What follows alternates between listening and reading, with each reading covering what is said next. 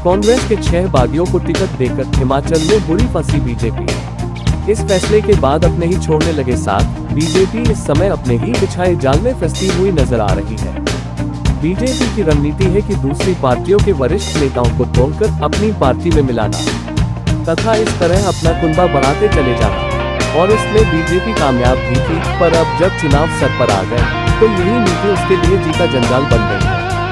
ये कैसे हुआ हम बताएंगे, बस आप देखते रहिए वॉइस ऑफ इंडिया। जय हिंद दर्शकों, आप ये समाचार वॉइस ऑफ इंडिया पर देख रहे हैं। बीजेपी की रणनीति है कि दूसरी पार्टियों के वरिष्ठ नेताओं को तोड़कर अपनी पार्टी में मिलाना तथा इस तरह अपना कुनबा बढ़ाते चले जाना, और इसमें बीजेपी कामयाब भी थी। पर अब जब चुनाव सर पर आ गए हैं तो यही नीति उसके लिए जी का जंजाल बन गई है। अब बीजेपी में जमीनी स्तर पर बरसों से कार्य करने वाले कार्यकर्ताओं के सुर बगावती होते जा रहे हैं। उनका कहना है कि इतने दिनों से जमीनी स्तर पर हम काम कर रहे थे तथा आप इन नए नेताओं को टिकट दे रहे हैं। यही कारण है कि भाजपा के जमीनी नेता बगावत पर उतर आए हैं और वो बीजेपी से टिकट न मिलने पर भी चुनाव लड़ने की तैयारी कर रहे हैं। अगर हम बात करें हिमाचल प्रदेश की, तो हिमाचल प्रदेश में बीजेपी ने बेशक कांग्रेस के 6 बागी और 3 निर्दलीय एमएलए को अपनी पार्टी में शामिल कर अपना कुनबा बढ़ाया है, मगर सालों से पार्टी में काम कर रहे नेताओं के साथ बड़ा खेल हो गया।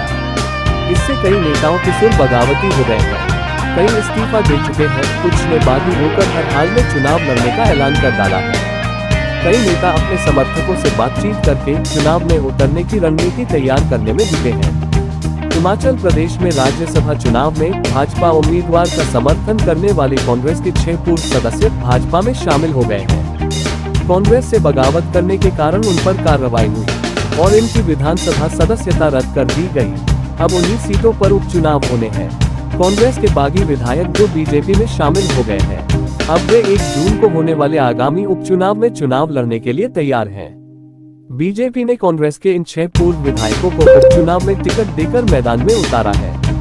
पार्टी के इस कदम से भाजपा के भीतर ही असंतोष फैल गया है। बीजेपी के कई नेताओं ने पार्टी के इस कदम के बाद इस्तीफा दे दिया।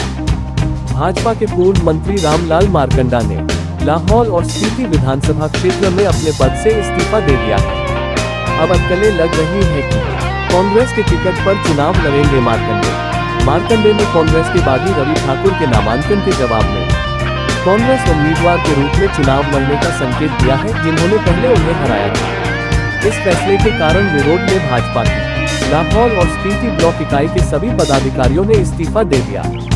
कांग्रेस और भाजपा दोनों आगामी उपचुनावों की तैयारी कर रहे हैं, जिसमें भाजपा के बागियों को कांग्रेस द्वारा नामांकित किए जाने की अटकलें हैं। उपचुनाव राज्य में 4 लोकसभा सीटों के लिए मतदान के साथ होंगे।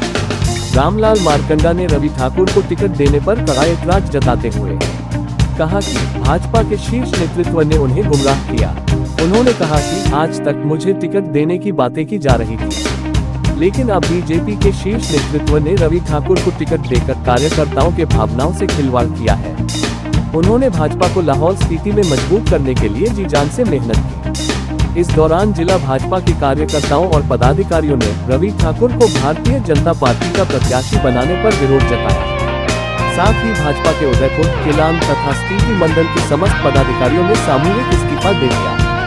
तो दोस्तों, आपको हमारी न्यूज कैसी लगती है? प्लीज हमारे लाइव चैनल को लाइक करें, सब्सक्राइब करें, इससे हमारा हौसला बढ़ता है। अब हमें इजाजत दीजिए। जय हिंद, जय भारत।